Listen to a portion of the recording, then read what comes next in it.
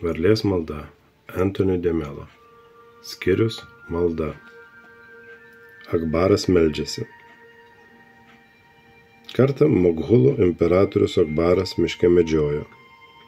Kai atėjo laikas vakaro maldai, jis nušoko nuo žirgo, pasitiesė kilimėlį ir, kaip pridera musulmonui, suklupo melstis. Būtent tuo metu pro šalį skubėjo viena kaimo moteris. Ji, sunerimusi dėl savo vyro, kuris ryte išėjo iš namų ir dar negrįžo, ėjo jo ieškoti. Moteris buvo taip susirūpinusi, jog nepastebėjo klupančio imperatoriaus ir užkliuvo už jo. Atsikėlusi, jie neištarė nė vieno atsiprašymo žodelio ir nukūrė mišku. Akbaras supyko, kad jam sutrukdė, tačiau būdamas geras musulmonas laikėsi taisyklės su nieko nekalbėti maldos metu.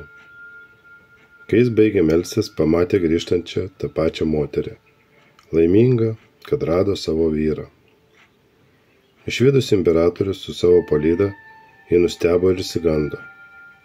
Akbaras, duodamas valią savo pykčiui, grėsmingai suriko: "Paaiškink, kodėl taip nepagarbiai pasielgei, arba būsi nubausta." Moteris drąsiai atsigręžė imperatorių ir žiūrėdama jam tiesiai į akis tarė: "Jūsų šviesybė, aš buvau taip pasinėrusi mintis apie savo vyrą, kad jūsų nė nepastebėjau net tada, kai už jūsų užkliuvau.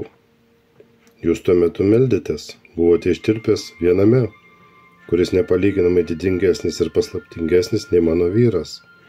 Tai kaip sugebėjote mane pastebėti?"